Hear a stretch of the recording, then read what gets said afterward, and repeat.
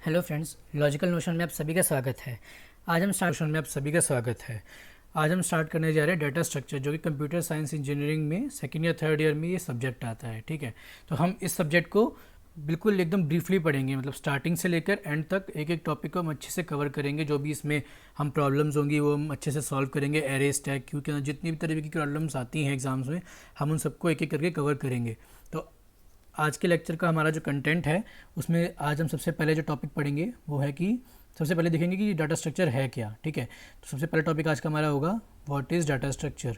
दूसरी चीज़ हम ये देखेंगे कि इसकी नीड क्या पड़ी, डाटा स्ट्रक्चर हम क्यों लेके आए, या फिर ये कह सकते हैं कि इसके एडवांटेजेस क्या हैं जिसकी वजह से डाटा स्ट्रक्चर हम लोग यूज़ करते हैं। तीसरी चीज़ हम पढ़ेंगे कि डाटा स्ट्रक्चर जो है कितने टाइप्स का है। और चौथी चीज़ हम आज देखेंगे कि डाटा स्ट्रक्चर जो हम पढ़ रहे हैं इसकी रियल टाइम में एप्लीकेशंस कहाँ कहाँ पे होती हैं, या फिर इसकी नॉर्मल एप्लीकेशंस क्या हैं। ठीक है, जो हमारे को आजकल वेल नोन है, हम लोग वेल अवेयर हैं इस चीज़ के बारे में। तो सबसे पहला जो हमारा टॉपिक है आज का वो उठाते हैं कि व्हाट इज़ डाटा स्ट्रक्चर। अब देखो, डाटा स्ट्रक्चर जो है हमारा दो वर्ड से मिलके बना है। एक तो है डाटा और दूसरा है हमारा स्ट्रक्चर। अब इन दोनों की बेसिक डेफिनेशन अगर हम देखें तो हम लोग को पता है कि डाटा क्या होता है और स्ट्रक्चर क्या होता है। जो चीज़ें दोनों चीज़ें हमारे को पता है।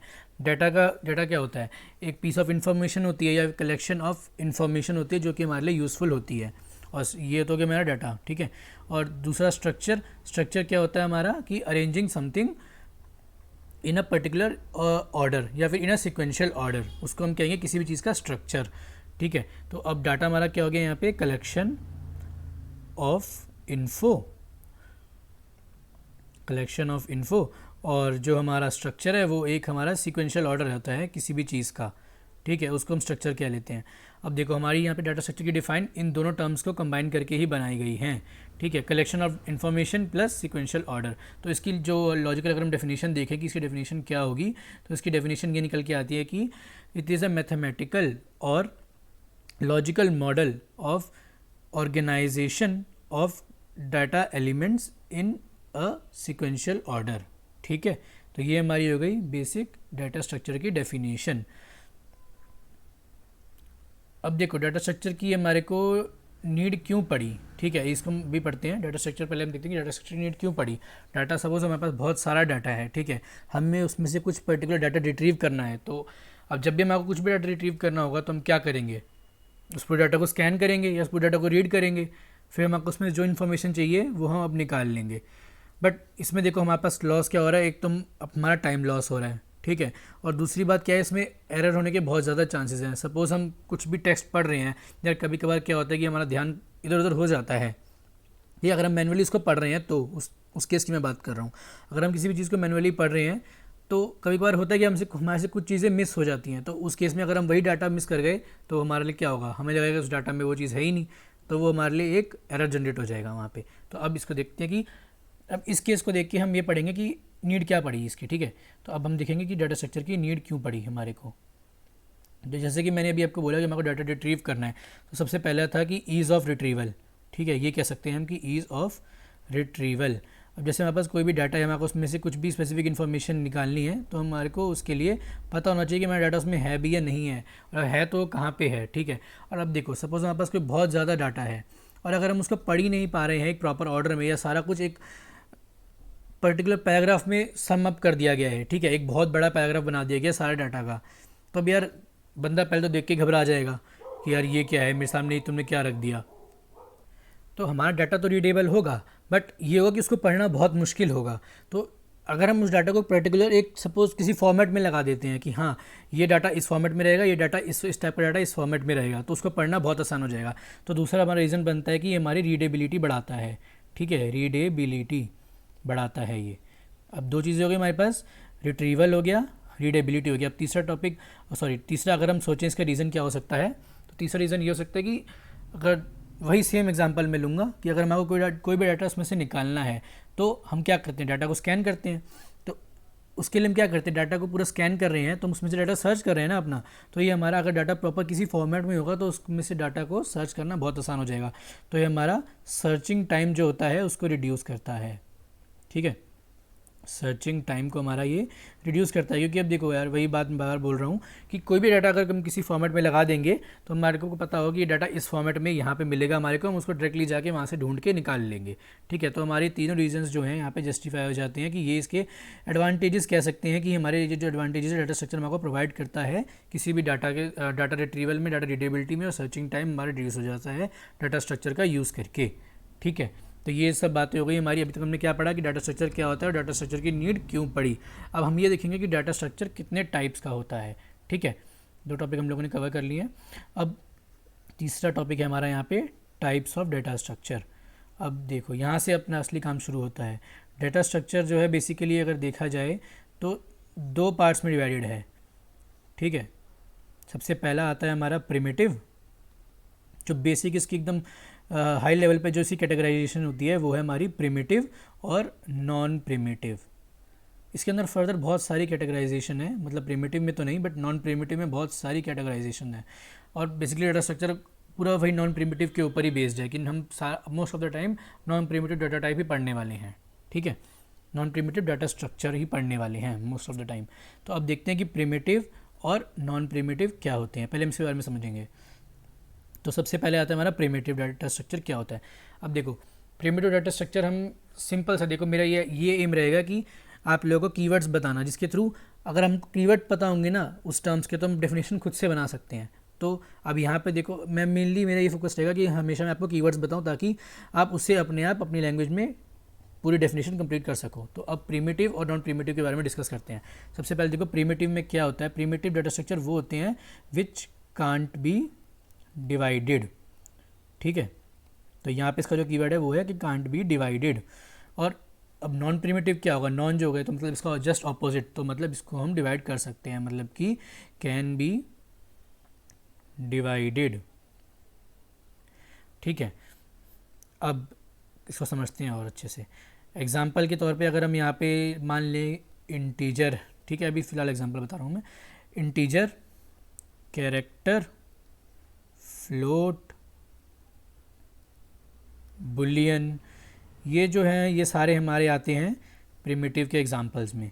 और नॉन प्रिमिटिव में हमारे कौन से आ जाएंगे, अपने वही जिन सब के आप लोगों ने नाम सुन रखे होंगे, एरे, स्टैक, क्यू, ठीक है, लिंक लिस्ट, ये जितने भी हैं अपने मोस्टली सारे इसी में आ जाते हैं। ठीक है, ये सारे हमारे नॉन प्रिमिटिव के अंदर आते हैं। और इंट, कैरेक्टर, फ्लोट और बुलियन ये सब हमारे आते हैं प्रिमिटिव के अंदर।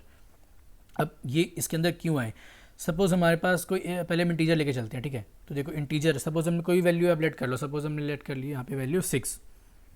अब देखो 6 को हम फर्दर ब्रेक डाउन नहीं कर सकते। अगर हम करेंगे भी सही तो कैसे करेंगे, इसको डिवाइड करेंगे, सब्ट्रैक्ट करेंगे, प्लस करेंगे, माइनस करेंगे। ठीक है, अगर हम आपको इसको फर्दर ब्रेक डाउन करना है, किसी और वैल्यू में कन्वर्ट करना है, बट अगर हम उसमें कुछ भी ऐड करेंगे, डिलीट करेंगे, सब्ट्रैक्ट करेंगे, मल्टीप्लाई कुछ भी करेंगे तो वो एक अपने आप में एक यूनिक वैल्यू फिर से दे देगा। अब यहाँ पे देखो 6 अपने आप में एक यूनिक वैल्यू है। अगर हम इसको कुछ भी डिवाइड करते हैं, सपोज हम 2 से डिवाइड करते हैं तो ये क्या देगा 3। ठीक है, तो 3 बचेगा हमारा यहाँ पे, तो 3 अपने आप में एक यूनिक वैल्यू है। ठीक है, 6 अपने आप में एक यूनिक वैल्यू है। अगर हम इसको डिवाइड करते हैं, कुछ भी करते हैं, इसके कोई भी ऑपरेशन परफॉर्म करते हैं, ठीक है, मैथमेटिकल ऑपरेशन कोई भी परफॉर्म करते हैं तो इसकी वैल्यू खो जाएगी यहाँ पे, मतलब इसका एग्जिस्टेंस अपने आप में जो यूनिक एग्जिस्टेंस था इसका वो यहाँ पे हमारा लॉस हो चुका है। तो इसको हम फर्दर डिवाइड कर ही नहीं सकते। अब सेम अगर ये तो हो गया मैं इंटीजर का केस, अब ऐसे ही हम करेक्टर का केस लेते हैं। अब यहाँ पे देखो एक करेक्टर है ए, वैसे ये बी, जितने भी हमारे करेक्टर्स हैं सारे, हर किसी का अपना एक इंडिविजुअल एग्जिस्टेंस है, हम इसे फर्दर ब्रेक डाउन नहीं कर सकते। अब ऐसी सेम फ्लोट के चक्कर में है, फ्लोट में कोई भी डेसिमल की वैल्यू ले लो, फ्लोट बेसिकली वो होता है जो डेसिमल वैल्यूज़ होती है हमारी। ठीक है, 1.5, 1.6, 2.3, 2.9 कुछ भी ले लो, तो देखो इसमें हर एक वैल्यू का अपना एक सिंगल एग्जिस्टेंस है, हम इसको फर्दर ब्रेक डाउन नहीं कर सकते। करेंगे तो उसका अपना एक अलग फिर से एक यूनिक वैल्यू निकल आएगी हमारे पास, जो कि पहले वाली वैल्यू से बिल्कुल डिफरेंट होगी। सेम ऐसी बुलियन के केस में है। बुलियन भी क्या होते हैं हमारे, इधर ट्रू और फॉल्स देते हैं, मतलब 0 और 1, 0 का अपना एग्जिस्टेंस है, 1 का अपना एग्जिस्टेंस है, तो इसको भी हम डिवाइड नहीं कर सकते या फर्दर ब्रेकडाउन पॉसिबल नहीं है। डिवाइडेड की जगह अगर आप लोग यहाँ पे लिख दो कि can be further break down या ब्रोकन डाउन, ऐसा कुछ लिख सकते हैं हम यहाँ पे। ठीक है, समझने के लिए सेम ऐसे यहाँ पे भी हो जाएगा कि can be further broke down, मतलब इसके जस्ट ऑपोजिट। अब यहाँ पे आते हैं, ये तो हमारा हो गया प्रिमिटिव क्या था, प्रिमिटिव यहाँ पे हमारा डन हो गया। अब आते हैं नॉन प्रिमिटिव पे, एरे। सबसे पहले हम उठाते हैं एरे का एग्जांपल। ठीक है, ये सब हम बाद में पढ़ लेंगे, कोई दिक्कत नहीं है, बस अभी फिलहाल समझने के लिए हम एरे का एग्जांपल लेते हैं। सपोज हमने यहाँ पे भी एक इंटीजर टाइप का एक एरे बना लिया है। इंट ए, जिसके अंदर हमने 5 एलिमेंट स्टोर करा दिए हैं, ठीक है। इंटीजर टाइप का एक एरे जिसके अंदर हमने कोई भी रैंडम नंबर डाल दिया, 1 3 5 6 8 और 9, ऐसे करके कोई भी हमने सॉरी यहाँ पे 6 वैल्यूज़ हो गई हैं, इसके अंदर हमने 5 वैल्यू डाल दी हैं, ठीक है। यहाँ पे एक सेकंड में इसको हटा दूँ। तो इसके अंदर कोई सी भी हमारी 5 वैल्यूज़ आ सकती हैं। अब देखो एरे क्या होता है, एरे बेसिकली एक लीनियर डाटा स्ट्रक्चर होता है, ये भी हम आगे पढ़ेंगे कि लीनियर डाटा स्ट्रक्चर क्या होता है, वो नॉन प्रिमिटिव के अंदर ही आएगा, ठीक है। फिलहाल के लिए हम समझ लेते हैं कि एरे एक हमारा एक डाटा स्ट्रक्चर है जिसके अंदर हमारे एलिमेंट्स जो होते हैं वो एक प्रॉपर सिक्वेंशियल ऑर्डर में होते हैं, ठीक है। अब जैसे ये 1 है, एरे की वैल्यू 3 है, 5 है, 6 है, 7 है, ये सारे वैल्यूज़ इसके अंदर लगी हुई हैं। अब इसकी इंडेक्सिंग कैसे होती है, अब देखो क्योंकि ये इंटीजर टाइप का है, तो इंटीजर टाइप की जो वैल्यू होती है हर एक वैल्यू अपनी 2 बाइट्स लेता है। तो ये हो गया 100, अगला हमारा एलिमेंट पड़ा होगा 102 पे, फिर 104 पे, 106 पे, 108 पे, ऐसे करके पूरा पड़ा होगा हमारा एरे। यहाँ पे 5 है तो 5 ही एलिमेंट पड़े हैं। अब हमारे को इसमें से कोई भी एलिमेंट रिट्रीव करना है, सिंगल इंडिविजुअल एलिमेंट, तो हम उसको आराम से रिट्रीव कर सकते हैं। कैसे, A0 की वैल्यू पे क्या पड़ा है हमारे पास, 1। हाँ ये देखो यहाँ पे, अब यहाँ पे मैं 0 क्यों लिया, क्योंकि देखो यार एरे की इंडेक्सिंग हमेशा 0 से ही स्टार्ट होती है, ठीक है। ये तो इसकी मेमोरी लोकेशन है कि ये कहाँ पे पड़ा है, इंडेक्सिंग की बात कर रहा हूँ मैं, क्योंकि ये होता है 0 1 2 3 और 4, ठीक है। तो ये इसकी हो गई इंडेक्सिंग और ये हो गई इसकी मेमोरी लोकेशन, ये कहाँ पे पड़ा है, ठीक है। और ये इसकी हो गई वैल्यूज़ कि एरे के अंदर क्या वैल्यू पड़ी है। तो यहाँ पे हमने जब क्योंकि हमको मेमोरी लोकेशन से कोई मतलब नहीं, हम उसको इंडेक्स के थ्रू ही एक्सेस करेंगे। एरे को मैं भी आगे ब्रीफली और अच्छे से पढ़ेंगे, बट मैं ऊपर से एग्जाम्पल दे रहा हूँ अभी फिलहाल समझने के लिए। तो अगर हम एरे का 0th एलिमेंट एक्सेस करेंगे तो हमारे पास क्या मिलेगा, 1। सेम अगर हम एरे का अगर हम सेकंड एलिमेंट एक्सेस करते हैं तो हमारे को क्या मिलेगा यहाँ पे, 5, ठीक है। अब देखो ये एरे हमारा पूरा एक कंप्लीट डाटा स्ट्रक्चर होता है, बट अब देखो हम यहाँ पे क्या कर पा रहे हैं, हर एक एलिमेंट को अलग से निकाल पा रहे हैं ना। जैसे हमने 1 निकाला अलग से, 5 अलग से निकाला, तो ये क्या कर रहे हैं, हम एरे को ब्रेक ही तो कर रहे हैं। यहाँ पे एक पार्ट बनाया है इसका, फिर दूसरा पार्ट बनाया। तो इसका मेरा कहने का मतलब ये है कि अगर ऐसा डाटा स्ट्रक्चर जिसको हम फर्दर डिवाइड कर सकते हैं या उसके अंदर जो भी डाटा पड़ा है हम उसको अलग अलग सेपरेटली निकाल सकते हैं, तो वो हमारा बनता है नॉन प्रिमिटिव डाटा स्ट्रक्चर, ठीक है। अब हम इसके बाद पढ़ेंगे नॉन प्रिमिटिव के अंदर ही जो फर्दर सब कैटेगराइजेशन होती है उसको हम पढ़ेंगे इसके बाद, क्योंकि प्रिमिटिव इतना ही है हमारा, जितना ये हमने पढ़ा है अभी, ये प्रिमिटिव बस इतना सही है। अब मेन जो कैटेगराइजेशन आती है हमारी डाटा स्ट्रक्चर के अंदर, वो नॉन प्रिमिटिव के अंदर ही आती है। तो अब हम जो पढ़ेंगे वो हम पढ़ेंगे नॉन प्रिमिटिव डाटा स्ट्रक्चर क्या होता है, उसके अंदर फर्दर कैटेगराइजेशन कैसे होती है, ठीक है। तो अभी तक हम लोगों ने क्या देखा, प्रिमिटिव और नॉन प्रिमिटिव क्या होता है, ठीक है। अभी हम लोग इसके आगे और देखेंगे कि फर्दर सब कैटेगराइजेशन जो होती है वो क्या होती है। देखो प्रिमिटिव तो हमारे पास इतना ही है, अब नॉन प्रिमिटिव में और आगे फर्दर सब कैटेगराइजेशन होती है। तो चलो उसको देखते हैं कि हमारा जो ये है नॉन प्रिमिटिव, इसमें फर्दर सब कैटेगराइजेशन क्या क्या होती है। तो देखो नॉन प्रिमिटिव हमारा वही था कि इसको हम फर्दर डिवाइड कर सकते हैं।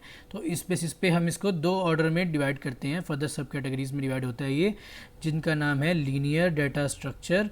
मतलब पहली कैटेगरीज की ये है नॉन प्रिमिटिव्स की, और फिर दूसरी कैटेगरी जो आती है वो हमारी जस्ट इसकी opposite non linear data structure, ठीक है। अब जैसे देखो नाम से थोड़ा बहुत आइडिया लग गया होगा कि लीनियर है और नॉन लीनियर है।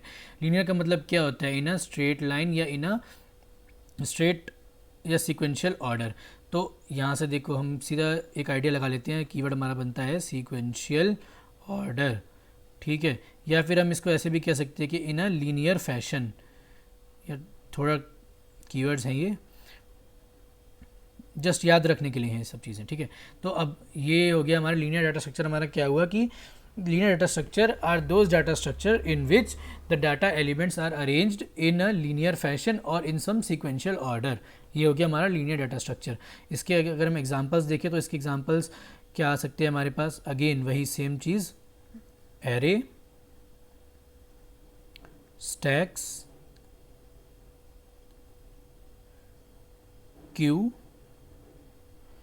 और लिंक लिस्ट, ठीक है। ये हमारे एग्जाम्पल हैं लीनियर डाटा स्ट्रक्चर के। अब हम देखते हैं नॉन लीनियर डाटा स्ट्रक्चर क्या होता है, क्योंकि ये जिस चीज़ का ऑपोजिट ही है, तो ये हमारा हो जाएगा नॉन सीक्वेंशियल ऑर्डर, ठीक है। यहाँ पे छोटा छोटा लिख देता हूँ, नॉन सीक्वेंशियल ऑर्डर, और फिर मतलब कि और दूसरी चीज़ कि नॉन लीनियर फैशन में होती हैं ये, ठीक है। तो अब इसके एग्जांपल इसकी अगर हम बेसिक डेफिनेशन देखें तो इसकी बेसिक डेफिनेशन बनेगी कि those data structure in which the data elements are arranged in non sequential order और in some non linear fashion are known as non linear data structure. ठीक है, अब इसके अंदर कौन कौन से डाटा स्ट्रक्चर आते हैं? इसके अंदर हमारे दो आते हैं, एक होता है सबसे पहले हमारा ट्रीज़ और दूसरा होता है हमारे ग्राफ्स। ठीक है, अब देखो, अब लीनियर डाटा स्ट्रक्चर में भी बहुत सारी चीज़ें हैं। अगर हम अभी लीनियर डाटा स्ट्रक्चर उठाते हैं, चलो सबसे पहले स्टार्ट ही करते हैं इसको।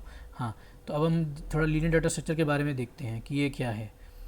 लीनियर डाटा स्ट्रक्चर जैसे कि मैंने बताया, सबसे पहली बात इसके तो मेन हाईलाइट जो है वो है इसका कि ये सीक्वेंशियल ऑर्डर में होते हैं। बट सीक्वेंशियल ऑर्डर में होने का मतलब ये है कि वो एक पर्टिकुलर ऑर्डर में तो अरेंज्ड है, बट इसका ये मतलब नहीं बनता कि वो एक डेफिनेट, या मतलब कि कह लो कि एक जब मेमोरी में पड़े होंगे तो वो भी सीक्वेंशियल ऑर्डर में ही मेमोरी होनी चाहिए हमारे पास। ठीक है, अब ये बात देखो मैंने क्यों कही यहाँ पे, ये मैंने मतलब जब मैं ही पढ़ रहा था तो मैंने भी बात रियलाइज़ करी थी कि देखो यार, एरे है, एरे तो हमारा कॉन्टीन्यूस मेमोरी में अरेंज होता है। ठीक है, जैसे मैं पहले एग्जाम्पल में बताया था अभी आपको, अगर मैं दिखाऊँ तो देखो यहाँ पर जो हमारा ये था एरे, हाँ, जैसे इसमें मैंने आपको एरर दिखाया था, तो देखो यहाँ पे हमारा क्या था 100, 102, 104, तो ये तो एक तरीके से हमारी कॉन्टीन्यूस मेमोरी में ही जा रहा है। बट फिर मैंने यहाँ पे क्यों कहा कि ये हमारा जो होता है इसका ज़रूरी नहीं है कि ये एक सीक्वेंशियल ऑर्डर में लगा होना चाहिए। उसका रीज़न ये है क्योंकि देखो इसमें हमारा एरे तो देखो सीक्वेंशियल ऑर्डर में लग रहा है, ठीक है, अच्छी बात है, बट मैंने यहाँ पे ये मेरे कहने का मतलब ये है कि वो मैंडेटरी नहीं है कि वो सीक्वेंशियल ऑर्डर में हो तो अच्छी बात है, बट अगर नहीं हो तो भी वो इशू नहीं है। बट वो सीक्वेंशियल ऑर्डर में उसके जो एलिमेंट्स हैं वो अरेंज होने चाहिए। ठीक है, मेमोरी की बात अलग है और जो डाटा एलिमेंट्स के अरेंजिंग का ऑर्डर है वो अलग बात है। तो अब मैंने ऐसा क्यों कहा था, क्योंकि उसका रीज़न है, सपोज अगर हम वो देखते हैं, लिंक लिस्ट देखते हैं या स्टैक्स देखते हैं। ठीक है, तो अब देखो लिंक लिस्ट में क्या होता है कि अभी भी देखो मैं ओवरव्यू दे रहा हूँ जस्ट एक। ठीक है, हमारे पास यहाँ पे दो, जो हमारे पास जो एक नोड होती है उसको हम दो पार्ट्स में डिवाइड कर लेते हैं। ठीक है, एक में हमारा रहता है नेक्स्ट एलिमेंट का एड्रेस और एक में हमारी वैल्यू रहती है। सपोज यहाँ पर 5 वैल्यू है। ठीक है, अब इसका एड्रेस, इसकी जो मेमोरी एड्रेस है, सपोज इसका मेमोरी एड्रेस है 1000। ठीक है, तो और इसके अंदर जो एड्रेस पड़ा होगा ना वो हमारा होगा नेक्स्ट नोड का एड्रेस। सपोज़ ये हमारा पड़ा है 1008 लोकेशन पे। अब देखो यहाँ पे जो ये जब लिंक लिस्ट का एग्जांपल ले रहा हूँ मैं, लिंक लिस्ट का एग्जांपल में मैं ये कहना चाह रहा हूँ कि देखो लिंक लिस्ट में उसका नेक्स्ट नोड का एड्रेस पड़ा होता है तो देखो सीक्वेंशियल ऑर्डर में ही। बट अब ये डाटा एलिमेंट जो है मैं सीक्वेंशियल में पूरा ड्रॉ कर लेता हूँ यहाँ पे। सपोज़ यहाँ पे 6 अगला एलिमेंट पड़ा है। ठीक है, ऐसी करते करते पूरी चेन होती है। अब देखो इसके अंदर जो एड्रेस पड़ा होगा ना ये हमारा होगा 1008। मतलब मेरे को कहीं और जाने की ज़रूरत नहीं है, मेरे को इसी नोड से पता लग जाएगा कि हमारा जो नेक्स्ट डाटा एलिमेंट है वो कहाँ पे पड़ा है। तो मेमोरी सीधा क्या करेगी, इसी वाले डाटा एलिमेंट, इसी वाले नोड पर जाके एक्सेस कर लेंगे हम नेक्स्ट नोड को। सेम इसी वाले में इसके नेक्स्ट एलिमेंट का एड्रेस पड़ा होगा तो मैं सीधा नेक्स्ट एलिमेंट में पहुँच जाएंगे। अब देखो यहाँ पे क्या बीच में अपना कुछ गैप है ना, वह ये 1000 पे 1008 है। तो मेरे कहने का मतलब ये है कि यहाँ पे ऑर्डर में तो होगा डाटा, हमारा ऑर्डर में तो पड़ा होगा, मतलब एक के बाद एक के बाद एक ही पड़े होंगे। बट यहाँ पे जो मेमोरी है वो हमारी मैंडेटरी नहीं है कि वो एक सीक्वेंशियल ऑर्डर में होगी। ठीक है, उसकी सीक्वेंस ब्रेक भी हो सकती है। ठीक है, क्योंकि हमारा लिंक लिस्ट का मेन पर्पस ये होता है कि उसको जहाँ खाली मेमोरी मिलती है उसमें से नोड ले लेता है और जैसे ही उसके पास उसका काम खत्म हो जाता है तो वो नोड उसे वापस दे देता है। इसके बारे में हम डीपली बाद में पढ़ेंगे जब लिंक लिस्ट हम लोग पढ़ेंगे। ठीक है, तो इसके अंदर ये तो सबसे पहले तो हमारा ये पॉइंट था कि ये सीक्वेंशियल ऑर्डर में होते हैं। ये तो मैंने 2-3 बार बोल दिया, सॉरी। तो ये हमारा सीक्वेंशियल ऑर्डर में होता है और ये हमारा मैंडेटरी नहीं है कि सीक्वेंशियल ऑर्डर में मेमोरी भी लगी हुई हो। अब जो नेक्स्ट आती है बात वो आती है हमारी कि सबसे मेन जो इसका प्लस पॉइंट होता है वो होता है सिंगल लेवल ट्रैवर्सल या फिर single run traversal, single run traversal. अब यहाँ पे ट्रैवर्सल थोड़ा नया टर्म है जिनके लिए मैं इनको बता दूं कि ट्रैवर्सल ये होता है, सपोज हमारे पास कोई भी एक लिस्ट पड़ी है 1 2 3 4 5 6। जब हम एक एक एलिमेंट ऐसे ऐसे रीड कर लगते हैं ना, एलिमेंट बाय एलिमेंट 1 2 फिर 3 फिर 4, तो ये हम क्या कर रहे हैं, एक इसको ट्रैवर्स कर रहे हैं। मतलब हम इसको कहने का मतलब कि हम इसको रीड कर रहे हैं तो उसको हम ट्रैवर्सल कहते हैं। ठीक है, तो अब देखो लीनियर डाटा स्ट्रक्चर में क्या होगा, हमारा सारा कुछ डाटा एक सिंगल ऑर्डर में पड़ा होगा ना। ठीक है, सिंगल ऑर्डर में पड़ा होगा तो उसको हमारे लिए पढ़ना आसान है, तो इसको हम ये कह सकते हैं। इसलिए ये मैंने यहाँ पे लिखा सिंगल रन ट्रैवर्सल, क्योंकि हम उसको एक ही बारी में इस पूरे डाटा को हम पूरा स्कैन कर सकते हैं। एक ही सिंगल रन में हम उसको पूरा फ्लो में पढ़ सकते हैं डाटा को, हमें और दूसरी जगह कहीं जाने की नीड नहीं है। ठीक है, सिंगल रन ट्रैवर्सल। अब तीसरी चीज़ होती है कि इसका एक सिंगल ही लेवल होता है, मतलब जितने भी इसके एलिमेंट्स होते हैं वो सारे ही एक सिंगल लेवल पे पड़े होते हैं। ठीक है। अब जैसे देखो यार, ये नॉन लीनियर का एग्जांपल है तो उसमें ज़्यादा अच्छा समझ में आएगा। जैसे अभी कोई ट्री होते हैं नॉन लीनियर में, वो ट्री कुछ ऐसे बनता है, ठीक है।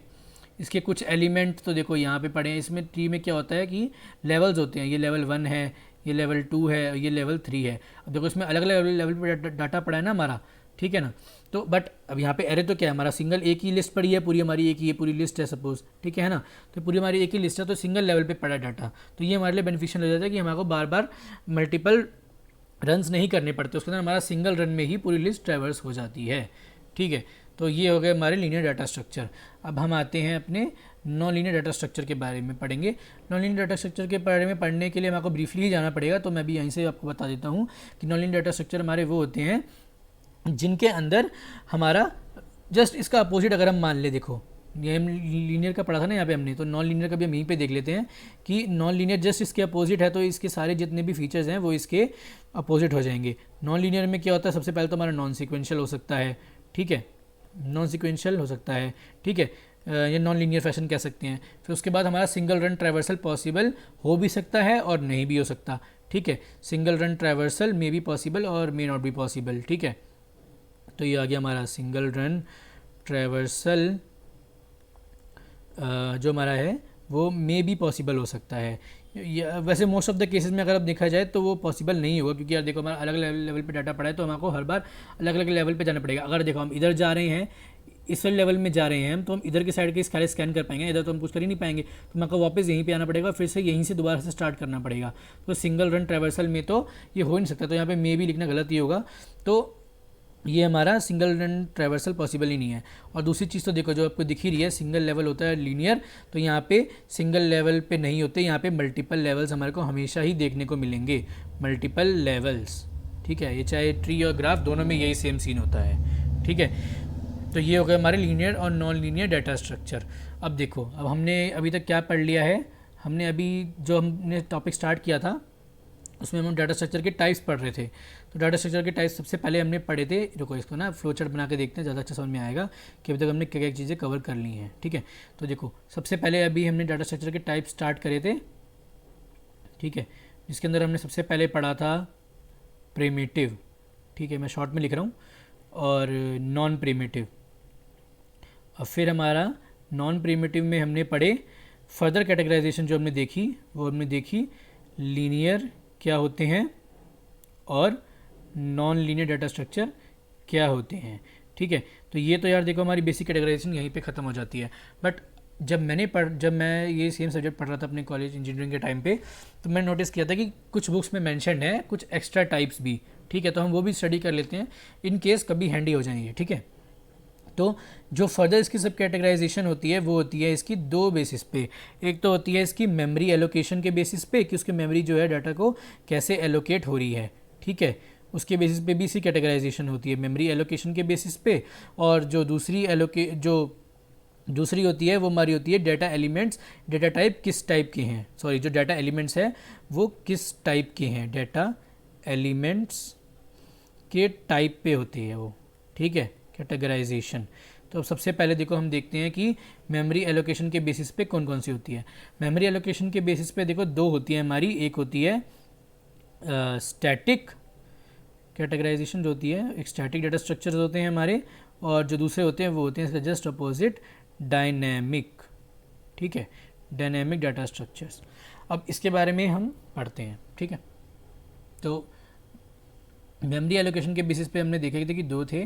सबसे पहला है हमारे पास स्टैटिक, और जैसे कि नाम से ही पता लग रहा है स्टैटिक डाटा स्ट्रक्चर्स वो होते हैं जिनके अंदर मेमोरी एक बार में अलॉट कर दी जाती है। जैसे सपोज सबसे बेस्ट एग्जांपल इसका है एरे।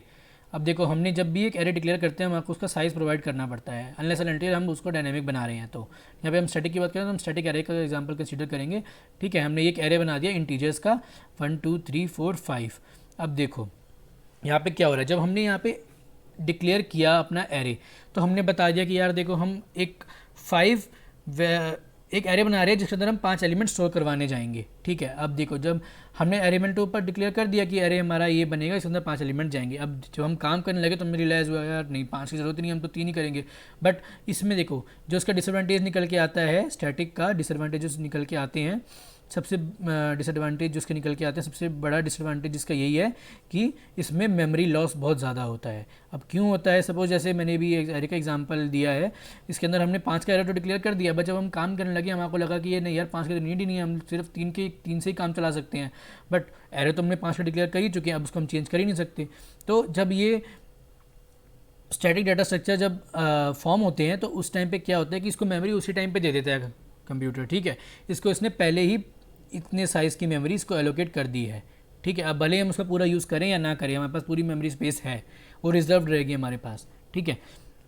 तो अब जब हम 3 ही यूज़ कर रहे हैं तो हमारे पास जो 2 हमने एक्स्ट्रा ले रखे हैं वो तो यार मेमोरी लॉस ही है ना हमारे लिए। कंप्यूटर उसको किसी और काम में ला नहीं पा रहा और हमारे पास हम उसका कोई यूज़ कर नहीं रहे हैं, तो वो हमारे लिए मेमोरी लॉस ही हुआ, ठीक है। तो ये सबसे बड़ा डिसएडवांटेज ये होता है कि इसकी मेमोरी लॉस होता है। और इसका जो मेन कीवर्ड है उसमें वो स्टैटिक डाटा स्ट्रक्चर में ये है कि ये हमारा हमेशा कंपाइल टाइम पे इसकी मेमोरी एलोकेशन होती है। कंपाइलेशन टाइम पे जब भी हमारा कोड कंपाइल हो रहा होता है तो उस टाइम पे ही हमारी इसका जो सिस्टम होता है इसको मेमोरी एलोकेट कर देता है कि भाई आपको इतनी मेमोरी चाहिए, ये लो आपको मेमोरी दे दी गई है, अब इसमें काम करो, ठीक है। अब हम इससे ज़्यादा मेमोरी भी नहीं मांग सकते, जितनी हमने डिक्लेयर करी है उससे ज़्यादा हम एक्सेस नहीं कर सकते। हाँ, उससे कम एक्सेस कर सकते हैं क्योंकि हमारे सारी मेमोरी की एलोकेट है, हमारी मर्जी हम करें ना करें, ठीक है। अब इसके जस्ट ही अपोजिट अगर हम देखें तो डायनेमिक आते हैं, ठीक है। अभी तक आप समझ गए हो कि डायनेमिक में क्या होने वाला है, थोड़ा बहुत आइडिया लग गया होगा। तो डायनेमिक में वही है कि इसका डिसएडवांटेज होता है वो इसका एडवांटेज बन जाता है यहाँ पे, कि इसके अंदर हमारा मेमोरी लॉस देखने को नहीं मिलता, ठीक है। No memory loss, no memory loss, ठीक है, no memory loss. Memory loss भी कह सकते हैं या फिर इसको अगर हम लिख दें कि वेस्टेज ऑफ मेमोरी, तो ये थोड़ा ज़्यादा अच्छा लगेगा अच्छा लगेगा, मतलब कि यार लिखने में थोड़ा ज़्यादा अच्छा समझ में आएगा, अंडरस्टैंडेबल ज़्यादा होगा ये, ठीक है। No memory loss and no memory wastage, और इसके अंदर भी same memory loss memory wastage, ठीक है। तो डायनेमिक का सबसे बड़ा एडवांटेज यही है कि इसमें कोई मेमोरी लॉस नहीं होता या मेमोरी वेस्टेज नहीं होती। अब इसका अगर हम एग्जाम्पल लें कैसे नहीं होता, तो इसका सबसे बेस्ट एग्जांपल निकल के आता है लिंक लिस्ट। जैसे भी मैं बता रहा था आपको, हमारे पास कोई भी नोड है, यहाँ पे एक एलिमेंट पड़ा है, उसके अंदर नेक्स्ट एलिमेंट का एड्रेस पड़ा है, फिर उस नोड के अंदर एक एलिमेंट पड़ा है हमारा, फिर उसके अंदर एक नोड के फर्दर सब डिवाइड कर रखा है, उसके अंदर उसका एड्रेस पड़ा है नेक्स्ट एलिमेंट का।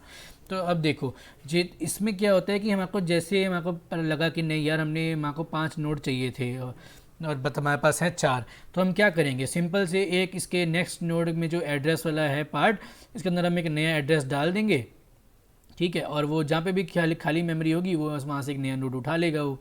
और इसका सबसे बड़ा एडवांटेज क्या होता है कि जैसे ही इस पर हमारा काम ख़त्म हो गया, ठीक है, तो ये क्या करेगा, यहाँ से इसका एड्रेस डिलीट कर देगा ये, ठीक है, यहाँ से कनेक्शन ही कट कर देगा। तो ये भी क्या होगी, और सबसे कनेक्शन डिलीट करने से पहले क्या करेगा, ये जो एलिमेंट है इसको ये इरेज करेगा, ठीक है। यहाँ से पहले इसको एलिमेंट को इरेज करेगा और एलिमेंट को इरेज करने के बाद यहाँ से इसके एड्रेस को भी अपने यहाँ पे इरेज कर देगा। तो अब इससे क्या होगा कि ये जो कनेक्शन है इसका ये टूट जाएगा इससे, ठीक है। अब ये क्या हुआ, मेमोरी यहाँ से ये जो थी हमारी फिर से नोड फ्री हो गई, मतलब इसको सिस्टम अपने यूज़ में ला सकता है। और जब आपको चाहिए होगा हम फिर से कनेक्शन इस्टेब्लिश करेंगे, फिर से एलिमेंट स्टोर करा लेंगे और इसका जो सा भी एड्रेस होगा हम फिर से इसमें डाल देंगे और ये एक्सेस कर सकेगा, ठीक है। तो मेरे कहने का मतलब यही है कि इसमें मेमोरी वेस्टेज और मेमोरी लॉस नहीं होता, ठीक है। ये हो गया। अब तीसरी चीज़ जो मैंने इसमें बताई थी कि हमारी जो स्टैटिक होती है वो होती है हमारी कंपाइल टाइम पे उसको मेमोरी एलोकेशन होती है। इसमें हमारा होता है कि इसको रन टाइम पे मेमोरी एलोकेशन होती है, रन टाइम पे, ठीक है। ये 3 चीज़ें याद रखना, एडवांटेज क्या है इसका, रन टाइम पे मेमोरी एलोकेशन होती है और इसका एग्जांपल क्या है, ठीक है। और स्टैटिक में भी सेम यही 3 चीज़ें याद रखने वाली हैं मेन, ठीक है। ये तो हो गया हमारा मेमोरी के बेसिस पे। हाँ, अभी हम यही पढ़ रहे थे ना कि मेमोरी के बेसिस पे हम कैसे इसको डिस्टिंग्विश कर पा रहे हैं, ठीक है। अभी हमने ये वाला कवर किया है टॉपिक, ये वाला मेमोरी एलोकेशन। हमारा जो रहता है वो रहता है कि डाटा एलिमेंट्स के बेसिस पे हम कैसे इसको डिस्टिंग्विश कर सकते हैं, कैसे कैटेगराइजेशन होती है डाटा स्ट्रक्चर की, ठीक है। तो अब हम चलते हैं, नई एक स्लाइड ऐड करते हैं और यहाँ पे देखो, हाँ अब हम देखेंगे कि डाटा एलिमेंट के बेसिस पे कैसे कैटेगराइजेशन होती है। इसकी सबसे पहले कैटेगरी होती है डाटा एलिमेंट के बेसिस पे, वो होती है हमारी होमोजीनियस। ये वर्ड आप लोगों ने आई होप सुन रखा होगा, होमोजीनियस। और जो दूसरी कैटेगरी होती है वो होती है हमारी हेट्रोजीनियस, ठीक है। अब होमोजीनियस अगर मैं आपको एक सिंपल सी चीज़ बताऊं होमोजीनियस क्या होता है, हेट्रोजीनियस क्या होता है, तो आप पूरी डेफिनेशन अपने आप आइडिया लगा सकते हो कि हाँ ये डेफिनेशन इसकी बन सकती है। होमोजीनियस में होते हैं हमारे सिंगल टाइप, होमो का मतलब ये निकलता है सिंगल टाइप, और हेट्रो का होता है मल्टीपल टाइप। ठीक है, सबसे बढ़िया, यहीं पे ये डेफिनेशन कंप्लीट हो जाती है हमारी। होमोजीनियस डाटा पर तो इसकी डेफिनेशन क्या निकल के आती है कि होमोजीनियस डाटा टाइप या data structures are the ones which contains only single type of data elements, and heterogeneous data structures are those which contains the data elements of multiple types. अब single type का है तो फिर से हम एक array का एग्जांपल यहाँ पे आराम से ले सकते हैं कि अगर हमने एक एरे का इंटीजर टाइप का एक एरे डिक्लेयर किया है तो उसके अंदर हम सिर्फ इंटीजर टाइप की वैल्यूज़ ही डाल सकते हैं। ये नहीं कि हम उसमें इंटीजर का वैल्यू डिक्लेयर करी है हमने और हम उसमें फ्लोट डाल रहे हैं, स्ट्रिंग डाल रहे हैं, कुछ भी डाल रहे हैं। तो हमने एरे एक इंटीजर का डिक्लेयर किया तो इंटीजर ही आएंगे उसके अंदर। ठीक है, अब सेम हेट्रोजीनियस के अंदर है, हेट्रोजीनियस के अंदर भी यही सेम चीज़ है, बट जस्ट अपोजिट। उसमें सिंगल टाइप था, इसमें मल्टीपल टाइप है। तो हेट्रोजीनियस की डिफाइन ये बनती है कि heterogeneous data structure are those data structures in which the multiple type of data elements can be stored. ठीक है, तो अब इसका एग्जांपल क्या होगा, अगर सपोज हम यहाँ पे एक, आप लोगों ने अगर कभी सी या सी प्लस प्लस पढ़ी होगी तो उसके अंदर आता था हमारे पास स्ट्रक्चर। ठीक है, स्ट्रक्चर सबसे बेस्ट एग्जांपल है ये स्ट्रक्चर। इसके अंदर हम क्या कर सकते हैं कि मल्टीपल जो होते हैं डाटा टाइप्स हम वो एक बार में स्टोर करा सकते हैं। ठीक है, स्ट्रक्चर का देखो बेसिक अगर हम वो देखें, ये स्ट्रक्चर अपना डाटा स्ट्रक्चर वाला नहीं है, ये एक उसके अंदर कॉन्सेप्ट जैसे क्लासेस होती है ना हमारी, वैसी स्ट्रक्चर भी होता है। तो स्ट्रक्चर के अंदर क्या होता है बेसिकली, मैं भी आपको रफली बता देता हूँ कि एक हमने इंटीजर डिक्लेयर कर दिया इंट ए, फिर हमने यहाँ पे अपनी एक स्ट्रिंग भी डिक्लेयर कर दी। ठीक है, नेम की स्ट्रिंग नेम, फिर हमने यहाँ पे एक क्या कहते हैं फिर से हमने एक इसके अंदर कैरेक्टर डिक्लेयर कर दिया जिसमें हम अपनी वो क्या कहते हैं जेंडर स्टोर करा सकते हैं सपोज। ठीक है ना, तो अब देखो यहाँ पे हमारा जो ये स्ट्रक्चर है, ठीक है, इसके अंदर हमारे 3 टाइप के डाटा आ गए, इंटीजर टाइप का भी आ गया, स्ट्रिंग टाइप का भी आ गया और कैरेक्टर टाइप का भी आ गया। तो अब ये क्या हुआ, हमारा मल्टीपल डाटा टाइप आ रहे हैं ना इसके अंदर, तो ये हमारा हेट्रोजीनियस डाटा स्ट्रक्चर कहलाता है। ठीक है, अब यहाँ पे हमारा जो इसकी पूरी कैटेगराइजेशन है, मतलब जितने भी इसके टाइप्स हैं वो सारे यहाँ पे अच्छे से कवर हो चुके हैं। अब हम इसके पढ़ेंगे कि इसकी एप्लीकेशंस क्या हैं। ठीक है, तो अभी तक हम लोग ये कवर कर चुके हैं कि डाटा स्ट्रक्चर क्या होता है, फिर उसके बाद हमने देखा कि उसकी एप्लीकेशंस क्या थी, है उसकी नीड क्या पड़ी डाटा स्ट्रक्चर को लाने की। फिर हम लोगों ने पढ़ा कि वो कितने टाइप्स का होता है, उसके अंदर में सारी कैटेगरीज़ को एक एक करके पढ़ा। और अब जो हमारा लास्ट टॉपिक रह गया है वो है हमारा एप्लीकेशंस ऑफ डाटा स्ट्रक्चर। ठीक है, एप्लीकेशन ऑफ डाटा स्ट्रक्चर। तो अब हम इस टॉपिक को देखते हैं। एप्लीकेशन में बेसिकली मैं यहाँ पे 3-4 एप्लीकेशन डिस्कस करूँगा, वैसे तो बहुत सारी हैं अगर हम डिस्कस करने बैठे तो, बट यहाँ पे मैं 2-4 ही डिस्कस करूँगा। जैसे कि सबसे पहले आती है इसकी नेटवर्क एनालिसिस। अब देखो आजकल सबसे बढ़िया एग्जांपल मैं लेता हूँ गूगल मैप्स का। अब देखो गूगल मैप्स में क्या हो रहा है, वो हमारे आसपास के एरिया जो भी है उस सबको वो एक मैप की फॉर्म में हम आपको प्रेजेंट करता है। या जब हम कभी भी किसी कैब वगैरह में ट्रैवल करते हैं, अपनी कार से कहीं जाते हैं, तो उसमें हम गूगल मैप जब ऑन करते हैं तो हमको शॉर्टेस्ट वे दिखाता है हमारे डेस्टिनेशन की तरफ। ठीक है, तो अब वो उसके पीछे अगर अब देखा जाए लॉजिकली तो उसमें क्या चल रहा है, उसके पीछे बेसिकली एक एल्गोरिदम चल रही है जिसके अंदर यही ग्राफ्स, यही ट्रीज़, ठीक है, ये सब चीज़ें ही इनको कोड करके लगाया गया है जो एनालाइज करती हैं उस पूरे एरिया का कि वहाँ पे कहाँ पे ट्रैफिक कंजेशन है और कहाँ पे रोड एकदम फ्री है। तो वो हमारे को उसी के अकॉर्डिंग पूरा एनालाइज करके हमको दिखाता है कि इस रोड से अगर आप जाओगे तो यहाँ पे आपको ट्रैफिक कम मिलेगा, यहाँ पे ट्रैफिक ज़्यादा है, या ये सिचुएशन है, यहाँ पे वेदर ऐसा है। तो वो सारी चीज़ें जो चल रही होती है नेटवर्क एनालिसिस कहलाती है वो। और उसके अंदर जो यूज़ हो रहा होता है वो हमारा यही सब ट्रीज़ वगैरह के थ्रू ही, या बाइनरी ट्रीज़ या ग्राफ्स ही यूज़ हो रहे होते हैं उन सब प्रोसेसेस के पीछे, मतलब बैक एंड में एल्गोस चल रही होती हैं सारी। ठीक है, तो वो भी एक डाटा स्ट्रक्चर ही है। ठीक है, अब इसके बाद जो सेकंड हमारा निकल के आता है नेटवर्क एनालिसिस के बाद, वो है हमारा कंपाइलर डिज़ाइन। ये भी एक सब्जेक्ट है कंप्यूटर साइंस का ही, जिसके अंदर कंपाइलर्स जो होते हैं लैंग्वेजेस के उसके बारे में पढ़ाया जाता है कि मतलब वो कंपाइलर एक्चुअली वर्क कैसे करते हैं, ये सब मतलब बेसिकली ये सब चीज़ें बताई जाती हैं। तो कंपाइलर डिज़ाइन में ये कैसे यूज़ होता है, कंपाइलर डिज़ाइन में एक्चुअली एक चीज़ है सिंबल टेबल जो बनाई जाती है। ठीक है, अब ये सिंबल टेबल जो होता है इसके अंदर पूरा ट्रैक रखा जाता है कि हमारे कौन कौन से वेरिएबल्स यूज़ हो रहे हैं, कौन कौन से फंक्शंस यूज़ हो रहे हैं, कौन कौन से हम प्रोसेसेस को कॉल कर रहे हैं, इन सब का ट्रैक जो होता है, या कौन कौन से कैरेक्टर्स हमने यूज़ करें या कौन कौन से वेरिएबल्स, डिफरेंट डिफरेंट वेरिएबल्स हमने यूज़ करें उसके अंदर, उन सब का ट्रैक इस सिंबल टेबल में होता है। ठीक है, तो ये भी एक तरीके से एक स्टैक बना लेता है उसका, और उसके अंदर पूरा ट्रैक रखता है कि हाँ इसमें ये वाला कैरेक्टर यूज़ हुआ है, इसमें ये कैरेक्टर यूज़ हुआ है, इसमें ये वेरिएबल यूज़ हुआ है, इसमें ये फंक्शन कॉल हुआ है, इसमें ये प्रोसेस बुलाया गया है। तो वो सारा ट्रैक जो होता है इस सिंबल टेबल के अंदर रखा जाता है। तो ये भी हमारा एक डाटा स्ट्रक्चर का ही एप्लीकेशन बन जाता है, कंपाइलर डिज़ाइन। ठीक है, अब तीसरा अगर हम एप्लीकेशन देखें इसका तो वो है डेटाबेस मैनेजमेंट सिस्टम या फिर DBMS। ये तो हम सब ने सुना होगा। ठीक है, डेटाबेस मैनेजमेंट सिस्टम। अब देखो यहाँ पे तो नाम ही है डाटा है, तो यहाँ पे इसका एक्चुअली नाम ही यही है डेटाबेस मैनेजमेंट सिस्टम। तो उसको हम क्या करें, डाटा मैनेज ही कर रहे हैं ना।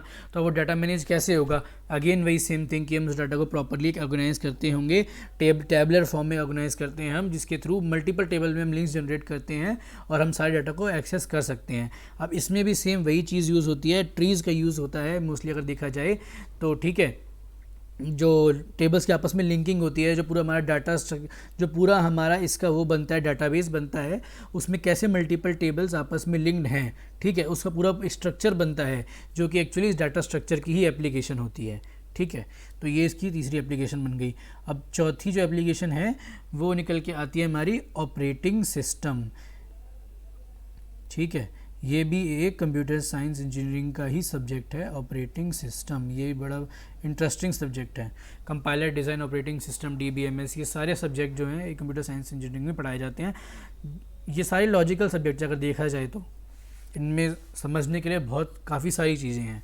तो ऑपरेटिंग सिस्टम में इसका यूज़ कैसे होता है, अब देखो हमारा जो सिस्टम होता है लैपटॉप, PC वगैरह में, इसमें ऑपरेटिंग सिस्टम होता है विंडोज़, लिनक्स, उबंटू, ये सब। ठीक है, अब ऑपरेटिंग सिस्टम कैसे काम करते हैं, ऑपरेटिंग सिस्टम में क्या होता है कि सपोज़ हम कोई भी मल्टीटास्किंग तो कर ही सकते हैं। जैसे हम कुछ भी एक फ़ाइल डाउनलोड पे लगा देते हैं, कुछ नोटपैड पे खोल लेते हैं, गूगल चला रहे हैं, क्रोम चला रहे हैं, फिर उसके बाद हम इंटरनेट एक्सप्लोरर खोल रहे हैं, तो मल्टीपल टास्क हम एक के बाद एक ओपन कर सकते हैं, मतलब मल्टीपल विंडोज सेम एप्लीकेशन की भी हम ओपन कर सकते हैं।